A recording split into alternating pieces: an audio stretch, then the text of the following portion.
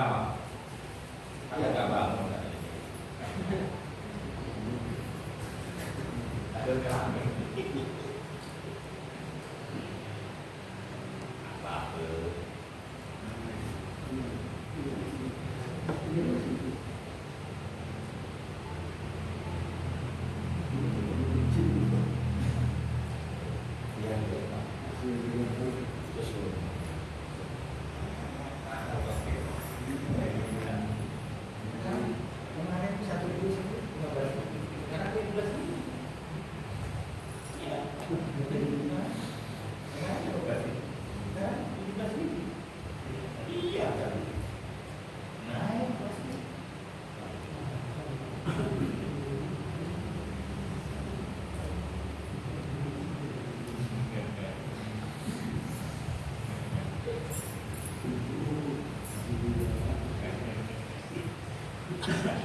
Bismillahirrahmanirrahim. Assalamualaikum warahmatullahi wabarakatuh. Bismillahirrahmanirrahim. Wassalatu wassalamu ala Rasulillah Muhammad ibn Abdillah wa ala alihi wa sahbihi wa man Rabbana shrah lana sadrana wa yassir lana amrana wahlul 'uqdatam min lisanina wa yafqahu qawlana. Para jemaah, para hadirin yang dimuliakan oleh Allah Subhanahu wa taala. Wabil khusus kepada takmir masjid. Alhamdulillah kita kurang lebih 2 bulan tidak berjumpa dan ini masih dalam suasana Syawal. Tidak lupa saya mengucapkan taqabbalallahu minna wa minkum siyamana wa siyamakum minal a'idin wal fa'idin kullu am wa antum bi khair. Kita lanjutkan, sebenarnya ini bagian kedua dari pertemuan terakhir, tepatnya 2 bulan yang lalu. Kita masih berbicara tentang makna nazar dan hubungannya dengan akal. Saya ingat betul waktu itu ada pertanyaannya tentang akal. Maka kita lanjutkan.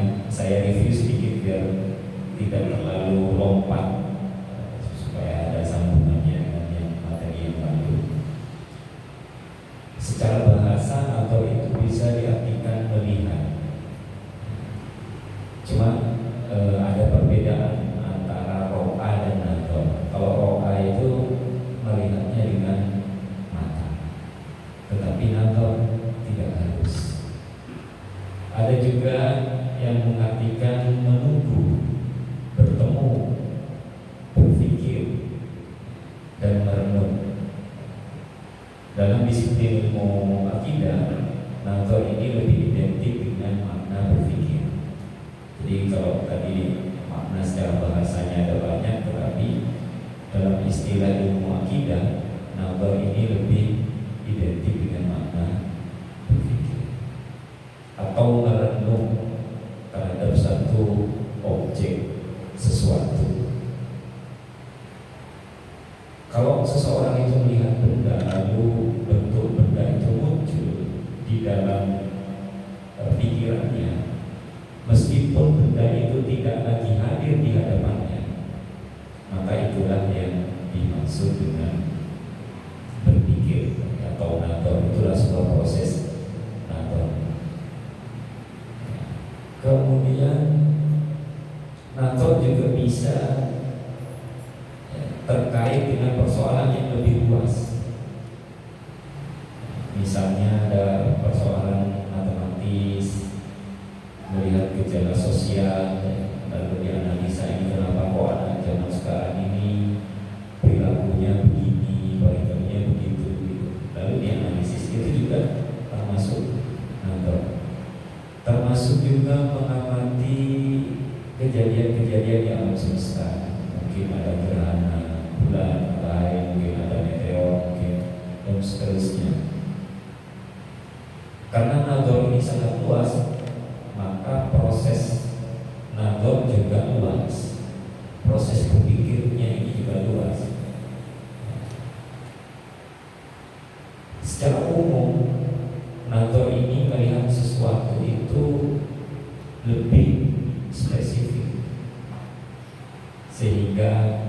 orang yang nazar dia akan lebih fokus. Nah, sarana untuk nazar ini disebut dengan cara berpikir. Sarananya itu disebut dengan cara berpikir, atau dalam istilah yang lebih ilmiah disebut dengan metodologi berpikir. Nah, para ulama khususnya yang mendalami disiplin ilmu akidah itu membagi nazar ini menjadi dua. Nazar dengan cara pandang yang benar, itu yang pertama. Kemudian yang kedua, nazar dengan sarana atau cara yang salah. Sama nazar, sama berpikir, cuman yang satu cara berpikirnya benar sehingga hasilnya juga benar. Yang kedua, cara berpikirnya salah sehingga menghasilkan kesimpulan yang salah. Nah, syarat utama agar seseorang itu dapat melakukan nazar adalah akal. Nah, iya, mama kita mulai masuk ke pembahasan akal. Tanpa adanya akal, seorang juga tidak akan dapat melakukan proses berpikir. Dan akal ini menjadi ukuran, ya, menjadi syarat bahwa seseorang itu bisa dikatakan mukallaf atau tidak, orang yang bisa diberikan beban agama atau tidak. Salah satunya adalah akil. Selain balik, juga akil juga telah sampai dakwah yang benar pada orang tersebut.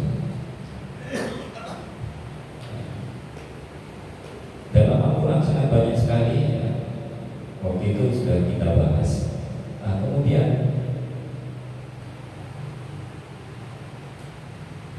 pertanyaannya, apakah akal itu? Ya, ini ulama mendefinisikan itu tidak satu macam, sangat banyak sekali, dan semuanya sama-sama punya argumen yang kuat. Baru bicara tentang definisi, apa sih akal itu? Karena akal ini berbeda dengan otak. Mohon maaf, orang yang ODGJ ketika dibedah kepalanya, otaknya ada. Kalau kita waktu hari raya Idul Kurban itu potong sapi, potong kambing, kepalanya dibelah juga ada otak.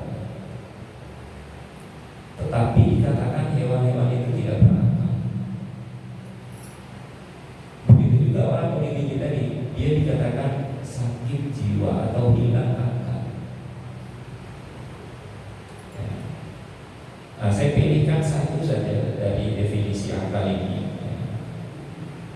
Di sini dikatakan al-aqlu huwa nurun ruhaniyun bihi tudrikun nafsul ma'lumati daruriyata wa nadhariyata.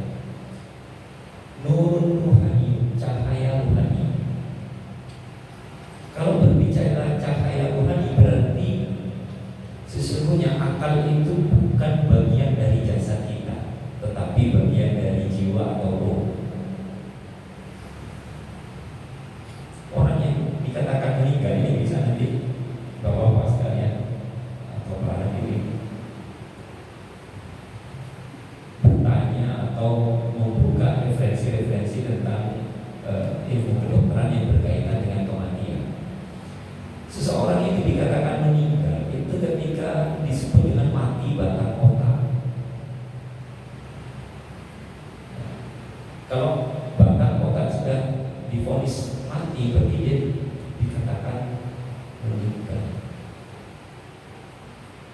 Artinya akal itu bukan bagian dari jasad yang menempel di dalam tubuh seseorang, tetapi dia bagian dari ruh. Nah, ini kalau di analisis lagi, ya, kita patut curiga. Orang yang meninggal ingatannya masih ada, tapi bukan pada jasadnya, melainkan ruhnya. Dan ruh itu tidak meninggal, tidak mati. Sehingga didefinisikan mati itu adalah berpisahnya jasad dengan ruh.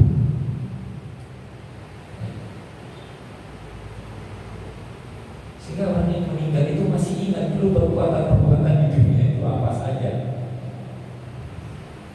Kalau memorinya atau ingatannya, akalnya itu ikut mati, ya sama saja, gak ada apa-apanya itu gitu.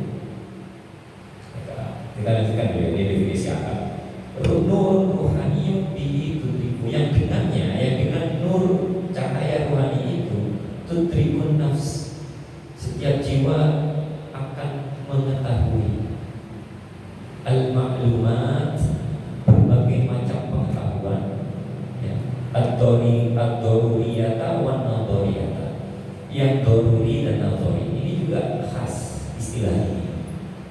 Jadi pengetahuan itu ada yang doruri, ada yang sifatnya itu aksiomatis dalam istilahnya. Itu apa aksiomatis itu? Tanpa melalui proses berpikir yang dalam, itu doruri. Kita kalau ingin tahu sekarang ini siang atau malam, kita kan nggak perlu mikir dalam kayak hitungan matematika, cukup data keluar pukul berarti malam. Oh terang berarti siang kan gitu. Nah itu yang doruri atau aksiomatis. Yang kedua disebut di sini wanadoriyat. Wanadoriyat ini pengetahuan yang butuh analisis, berpikir, merenung yang dalam. Itu kata-kata dengan nador. Jadi saat orang bisa nador itu dia harus berakal, karena akal itu adalah cahaya rohani. Itu yang definisi paling penting. Kalau panjenengan tertarik membahas tentang bagaimana orang-orang para ulama-ulama itu berdebat tentang definisi akal, itu tidak akan selesai kita bahas. Tidak akan selesai kita bahas dalam satu pertemuan. Dan itu saling mengajukan argumen-argumen yang kuat. Oke.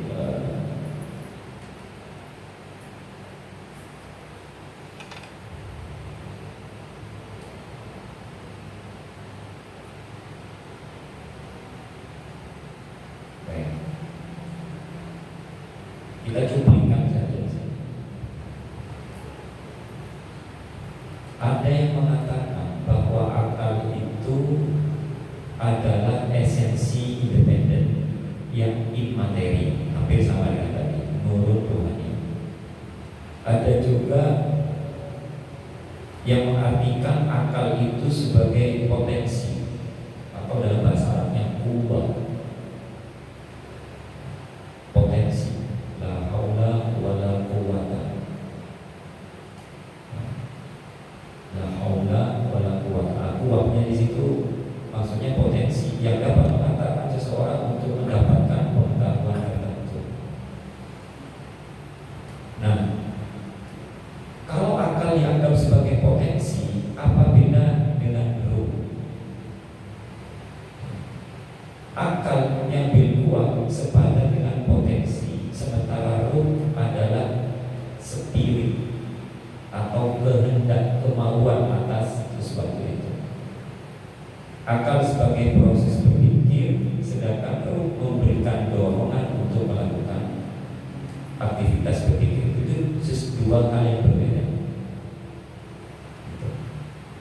Nah, sehingga potensi sesungguhnya adalah istilah yang umum untuk mengidentifikasi sesuatu. Ada beberapa yang menggunakan istilah bilkuah, akal bilkuah. Ada juga yang menggunakan istilah akal bilfi'li.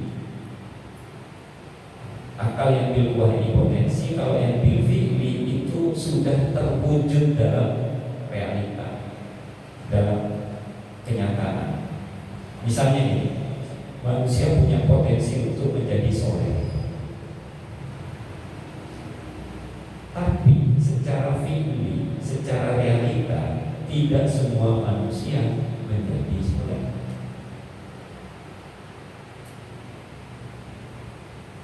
Setiap orang berpotensi menjadi seorang insinyur, sama-sama berpotensi, baik laki-laki perempuan, tapi dalam kenyataannya tidak semua orang ternyata menjadi insinyur. Nah, oleh karena itu nanti akal ini bagian dari yang akan dihisab oleh Allah SWT. Potensi akal ini sudah dipakai atau belum gitu.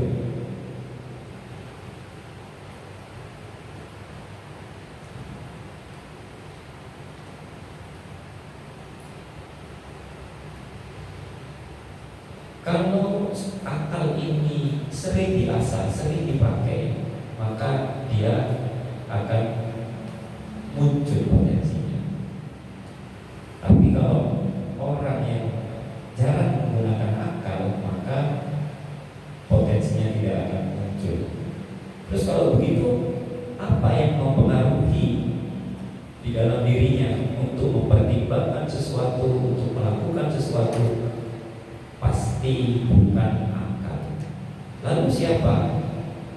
Ada bagian lain dari diri kita ini yang disebut dengan nafsu.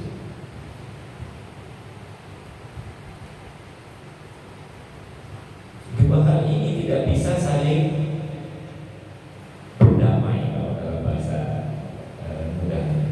Satu memimpin, pasti satu dipimpin. Tidak mungkin dua-duanya menjadi pemimpin atau dua-duanya menjadi yang dipimpin. Orang yang sering abai menggunakan dan mengasah potensi akalnya, maka pasti nafsunya yang akan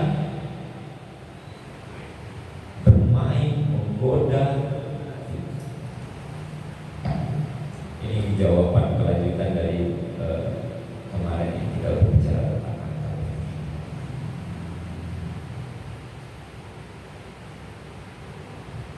Kalau akalnya yang dominan, maka nafsunya yang akan seperti juga seperti juga. Cuman masalahnya, apakah akal itu bisa menentukan kebenaran dan keburukan, kebaikan dan keburukan? Itu masalah. Pertanyaan yang kedua itu. Ini nanti dalam kalau kita belajar terus gitu ya tentang ilmu akidah ini, nanti pada ujungnya akan ketemu dengan berbagai firqah, dengan berbagai aliran dalam ilmu kalam yang disebut dengan Mu'tazilah. Bagi orang-orang Mu'tazilah, akal itu bisa menentukan baik dan buruk. Tapi bagi ahli sunnah tidak, karena akal itu saran. Akal hanya bisa mengenal kebenaran-kebenaran yang sifatnya universal. Namun ada kebenaran yang lebih khusus lagi, yaitu kebenaran menurut syariat atau menurut agama.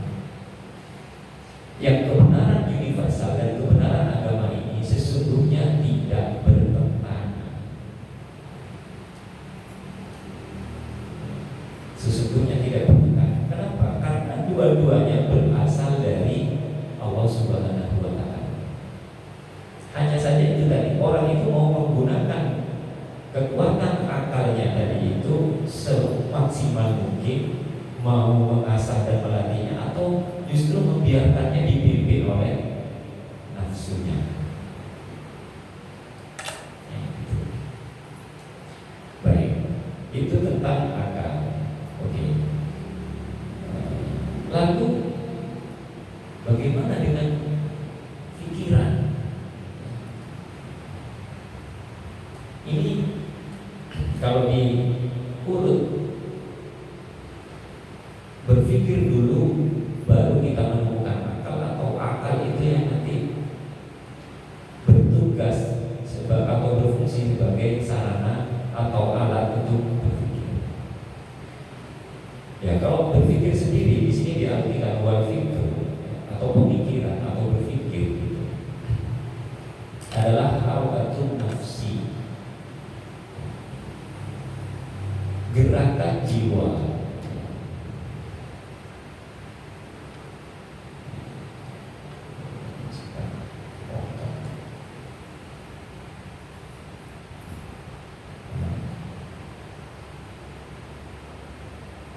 Harakatun nafsi fil ma'kulat, gerakan jiwa terhadap objek yang dipikirkan. Wa harakatuha fil mahsusat, atau gerakan jiwa ini juga dipakai untuk berpikir sesuatu yang mahsusat, sesuatu yang bisa diindra. Itu yang dimaksud dengan objek berpikir atau berpikir itu sendiri. Dan sarananya adalah akal. Melihatnya kita dengan melihatnya orang ODGJ itu sama terhadap objek sesuatu. Tetapi orang yang hilang akal ini tidak harus ODGJ. Orang tidur pun dikatakan hilang akal. Orang mampu pun hilang akal. Anak-anak dikatakan akalnya belum sempurna. Itu tentunya menghasilkan kesimpulan yang berbeda meskipun objek yang dilihat, yang didengar, yang dirasa sama. Karena maksud tadi kan sesuatu yang bisa diindra. Oleh karena itu, kenapa kok orang yang dalam kesadaran penuh dia berlaku semua perintah-perintah syariat dan berlaku semua larangan syariat terhadapnya. Kenapa? Dalam kesadaran. Gitu. Baik.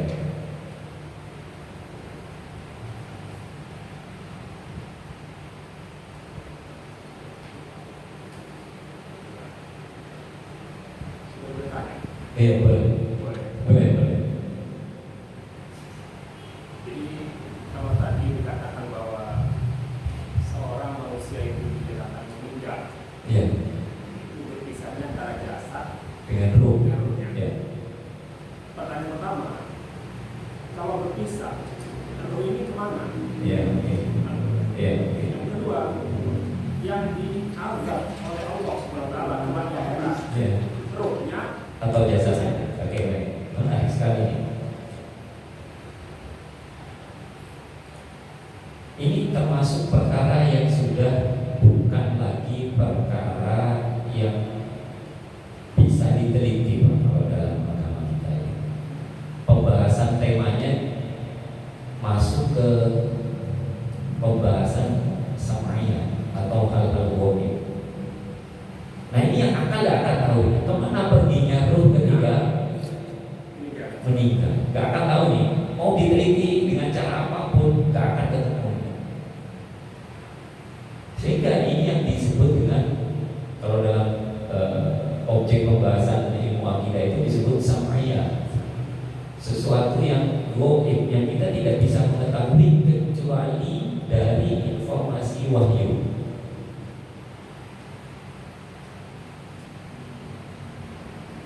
Nah, kita lihat sekarang orang meninggal itu ruhnya di mana. Ada satu nanti di pembahasan ketika kita masuk pembahasan sam'iyah nanti yang namanya yang disebut dengan alam barzakh. Dan yang perlu dijadikan catatan adalah terjadinya kiamat itu. Kalau dulu kan mungkin waktu di sekolah kita pernah diajari kiamat itu ada dua, ada yang kubro, ada yang sugro. Yang kubro itu nanti ketika memang betul-betul bumi ini atau alam semesta ini dihancurkan oleh Allah SWT. Tetapi definisi akhirat untuk yang kiamat sugro ini adalah diawali dari proses kita meninggal. Jadi akhirat itu dimulai kapan? Ketika kita meninggal. Dan alam barzakh itu kan artinya dinding pemisah. Orang yang sudah atau ruh yang sudah masuk ke alam barzakh itu tidak akan pernah bisa ketemu lagi dengan jasadnya kecuali nanti di Yaumul Ba'ts, hari kebangkitan, hari di mana jasad dan ruh itu dipertemukan, disatukan kembali. Jelas ini tidak akan bisa tahu akal kita, makanya tidak semuanya bisa diketahui oleh akal, betul kan aja salah. Oke. Kalau tentang Tuhan bagaimana? Tentang Tuhan, ketuhanan atau ilahiyah itu tidak masuk di pembahasan sampean. Ini menariknya yang wakilah di sini. Kenapa? Karena kalau yang urusan ketuhanan ini sepenuhnya dimasukkan ke bab samiyah atau perkara gaib, dan perkara itu tidak bisa kita ketahui kecuali dengan wahyu, bagaimana orang-orang yang belum beriman? Bisa-bisa ya, kalau kita menggunakan teori yang ini, kelak dia tidak akan dihisab.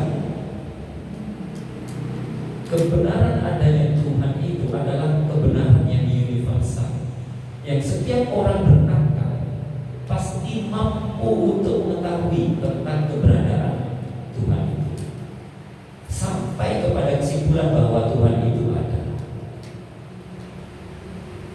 Adapun terkait nanti pertanyaan selanjutnya, siapa namanya, apa yang dikerjakan oleh Tuhan itu, di mana dia, itu masuk ke dalam pembahasan berikutnya, bukan lagi persoalan-persoalan yang terkait.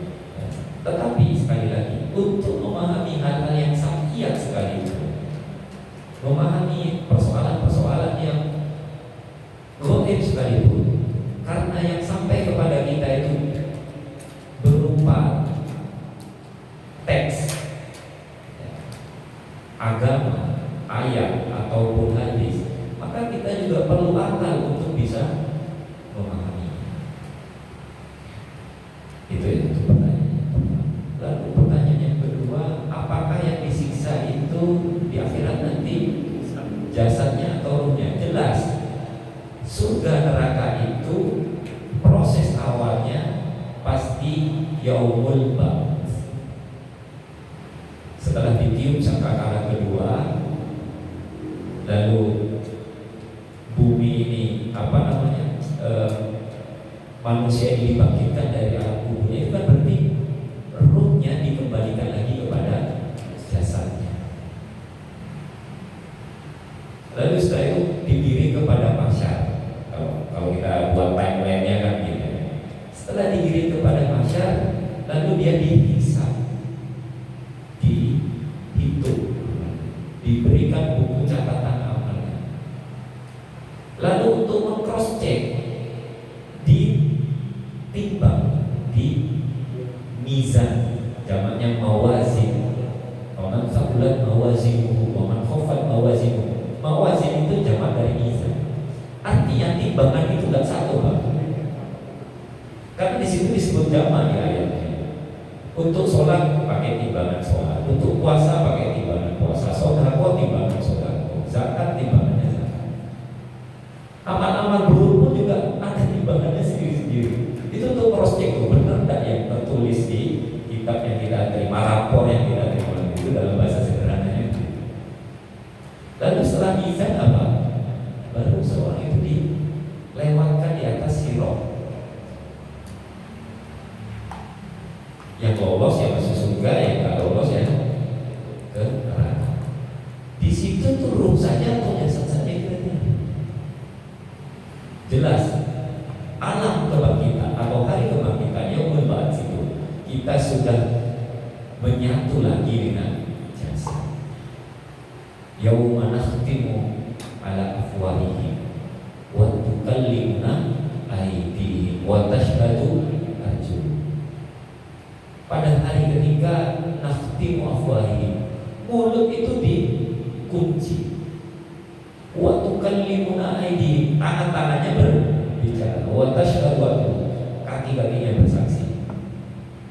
Itu kalau tidak dengan jasadnya, gimana cara bersaksi?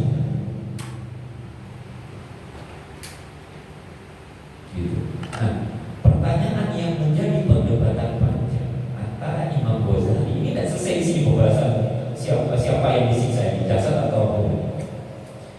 Itu sudah dimulai sejak zaman Imam Ghazali dan Ibnu Rus.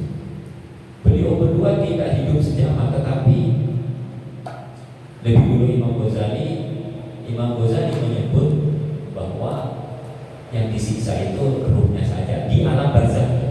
Yang menjadi perdebatan itu di alam barzakh, bukan di akhirat. Kata Ibnu Rus, tidak, jasadnya juga perdebatan Imam Ghazali dengan ulama-ulama sebelumnya. Kalau yang disiksa itu jasadnya saja, tanpa ruhnya yang disiksa, kan tidak bisa merasakan sakit orang yang meninggal itu. Loh, tapi kalau yang disiksa itu ruhnya saja, jasadnya tidak ikut, bagaimana juga bisa merasakan? Yang merasakan bisa merasakan itu kan jasadnya, sementara jasad tentu sudah berpisah. Itu tentang siksa kubur. Nah, lalu oleh Ibnu ini perdebatannya cukup sengit. Kata Ibnu Rus, ya sudah, tidak usah dipersoalkan. Yang penting ada siksa kubur. Baik jasadnya atau ruhnya, ya Allah a'lam, sama-sama tidak bisa kita teliti. Ini semua nanti masuk di pembahasan yang berkaitan dengan hal-hal sama'iyah atau persoalan-persoalan politik.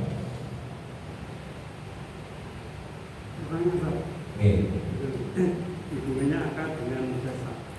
Dan dikatakan bahwa akal itu bagian dari Iya. Tapi orang mengatakan bahwa orang itu berakal atau tidak gila namanya. Iya. Itu apakah ada perbedaan fungsi jasad? Baik. Orang cerdas tidak cerdas, apakah ada perbedaan fungsi jasad? Iya. Lalu kemudian ada orang pinter, mungkin akal itu berdasarkan berakal. Tapi suatu saat kecelakaan, Iya. maka hilangnya memorinya hilang. Iya. Dan bisa berpikir, Baik. apakah pengaruh dari fisik dan jasad itu akhirnya Iya. mengaruh pada hilangnya akal? Baik. Ada seorang Yahudi bertanya kepada Nabi tentang ruh. Lalu turun ayat yas'alunaka 'anir ruh. Qulir ruhu min amri rabbi. Wa ma utitu minal ilmi illa qalila. Mereka bertanya kepadamu wahai Muhammad tentang ruh. Qul, katakanlah, ruh min amri rabbi. Ruh itu termasuk amr Tuhanmu, termasuk urusan Tuhanmu. Wa ma utitu minal ilmi illa qalila. Dan kalian tidak diberi pengetahuan tentang ruh itu illa qalila, kecuali sedikit. Pertanyaannya, sedikit ini bukan berarti tidak tahu sama sekali, tapi diberi sedikit.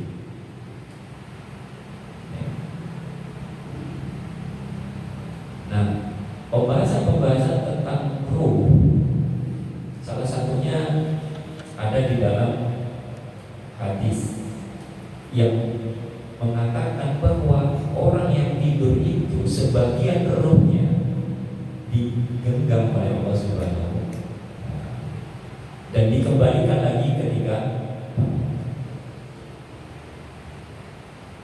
lalu orang yang hilang akal, orang tidur ini kan dikatakan hilang akal.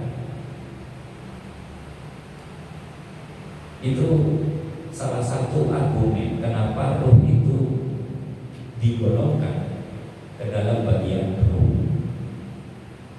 Jadi dalam bahasa sederhananya, ruh itu sesungguhnya tidak satu lapis, dia berlapis-lapis. Dia ada bagian-bagiannya. Apa saja kita nggak tahu. Taunya dari informasi hadis tadi bahwa orang yang tidur tadi ruhnya digenggam oleh Allah Subhanahu wa Ta'ala, ketika bangun dikembalikan. Ada yang juga tidak dikembalikan, berarti akhirnya meninggal dan semuanya dalam genggaman Allah Subhanahu wa Ta'ala. Begitu juga orang yang mengalami penyakit gila dan hilang akal. atau karena kecelakaan lalu kesadarannya hilang, itu berarti sebagian dari ruhnya itu sudah kembali kepada Allah Subhanahu wa Ta'ala. Jika Allah menghendaki dia sembuh, maka dikembalikan lagi kesadarannya.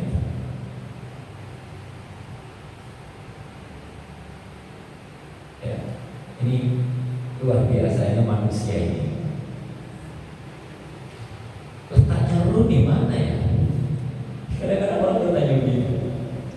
Apakah di tangan, di kepala, di kaki, di badan? Juga kita tidak bisa memastikan. Katakanlah di tangan. Ketika tangan ini terputus, orang masih hidup, kesadarannya masih sempurna. Seharusnya kalau di tangan, ketika tangan ini putus, maka roh itu akan terpisah. Banyak sekali pembahasan tentang ini dan panjang. Menurut saya kurang tepat kalau dibahas di awal-awal, karena ini masuk di pembahasan nanti sampian dari perkara COVID. Tapi bukan berarti kita tidak dikasih sama sekali tentang pengetahuan tentang itu.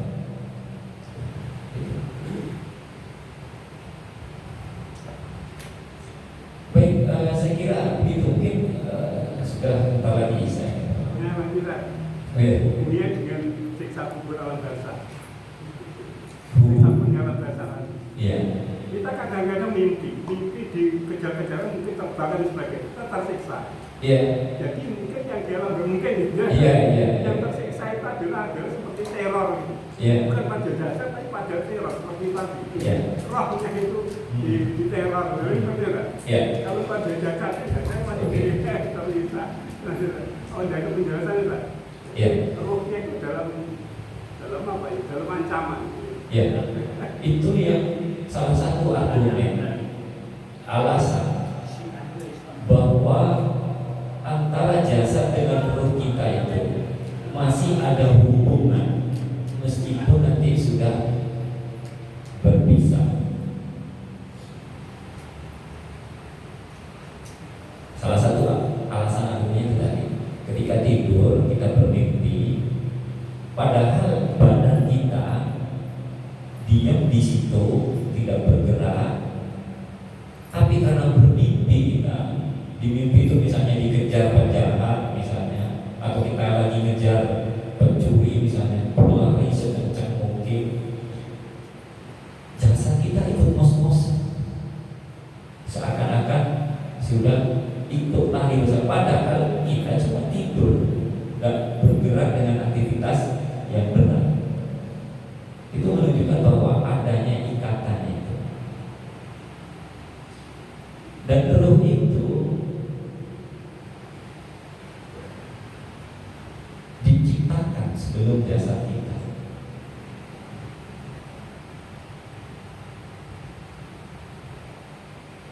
Dia sudah hidup di alam roh. Dan ini mohon maaf, saya kalau berbicara tentang ini kalau disuruh menyebut teksnya dalam hadis tidak bisa secara matang redaksi, tidak bisa karena bukan bidang saya. Tapi saya ingat satu hadis bahwa ketika Nabi Adam itu diciptakan, diperlihatkan dari sulbinya itu seluruh anak keturunannya.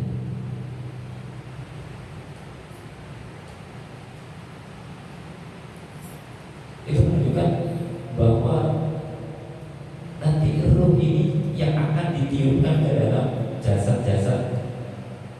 Nah, ketika meninggal, jasadnya dimakamkan, dikuburkan di dalam tanah dan dia akan hancur. Tetapi ruhnya tidak, dia berpindah ke alam. Pertama alam roh ke alam dunia, alam kandungan lah, dalam kandungan ke dunia, kan itu terus. Lalu berpisah lagi dengan jasad, ruhnya berpindah ke alam barzakh. Nanti ketika terjadi kiamat, lalu dibangkitkan, dikembalikan lagi ruh itu kepada jasad. Sebenarnya ruh ini begitu diciptakan dia tidak. Oke, Ustaz, perbedaan antara data jasa dengan urus sebelumnya dan urus setelahnya. Jasa, Maksudnya itu sebelum jasa diciptakan, Iya. urus kan jadi diciptakan dulu. iya. Jadi urus sebelum jasa masuk jasa ini bukan urus yang berpikir ini. Oh, Ya, iya. tahu Baik. ya. Baik, baik, baik, Yang baik. berpikir. Kalau hubungannya dengan berpikir ya ini, anak kecil ya, yang belum mencapai balik atau akhir itu dikatakan akalnya belum sempurna. Jadi kalau dia itu setelah ada fisik baru berpikir. Betul. Baru berpikir. Iya. Jadi perantinya tempatnya itu ada di fisik, di jasad untuk bisa berpikir manusia. Iya. Ya, sebelumnya Ruh. baru berpikir. Iya. Ruh yang ditiupkan tadi, ya, ketika anak itu, seorang anak itu masih kecil, dia belum bisa memaksimalkan apa yang disebut dengan berpikir itu atau akal itu. Akalnya belum sempurna. Dan terus apa berpikirnya? Di mana anak kecil itu? Ini kan ada yang disebut dengan insting atau intuisi. Kadang-kadang ini lebih kuat yang kesemuanya itu merupakan hidayah atau pemberian dari Allah Subhanahu Wa Taala. Anak kecil itu kalau ada api, itu pasti menjauh. Padahal baru melihat itu ketika bunyi panas ikan makan ya. Hewan pun dia nggak punya akal ketika ada api juga akan menjauh. Ini kalau tadi pembagian pengetahuan itu ini termasuk yang doruri tadi, tidak perlu analisis mendalam. Yang pengetahuan doruri ini bisa dimiliki oleh anak kecil juga, jauh. Tapi untuk yang nador dan nador ini sebagai sarana kita mengenal Tuhan, maka itu perlu proses berpikir.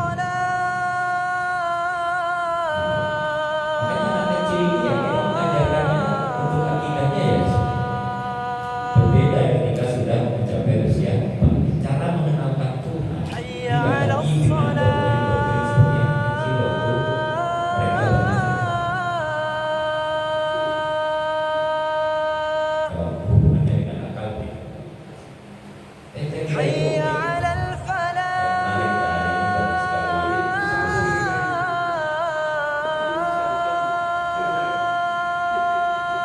dari kita cukup ya Pak, sudah